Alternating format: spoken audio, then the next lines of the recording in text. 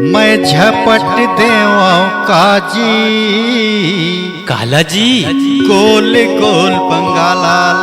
झपट देवां का मैं उरर देवां काजी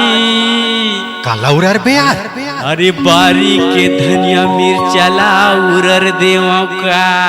ऐसे मैं उरर देवां काजी दूरी के बारी माँ उरर देवां का मैं उरर देवां काजी दूरी के बारी माँ उरर देवां का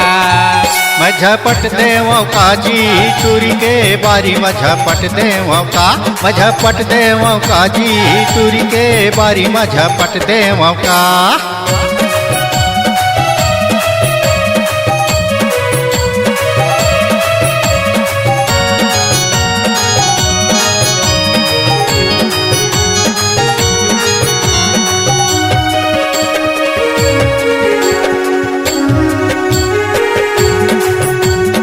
हरियर हरियर धनिया संगे दुरिया ले मम हाथे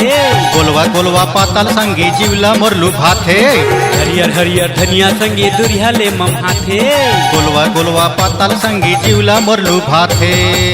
सुन भैया अगर दादा देखी ना डरी रे ऐसे मैं उरर देवां काजी दूरी के बारी माँ उरर देवां का मैं झपट देवां काजी चूरी के बारी में झपट देवां का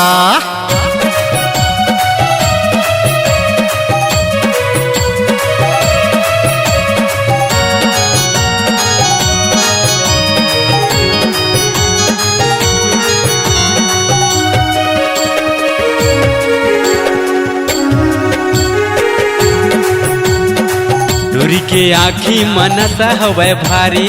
अधी बोतल पौआ के नहीं आवे संगी पारी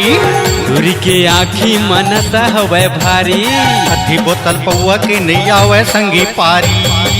सुनना सुनना यार ये टूरी की आँखी क्या नस्ली है यार ऐसे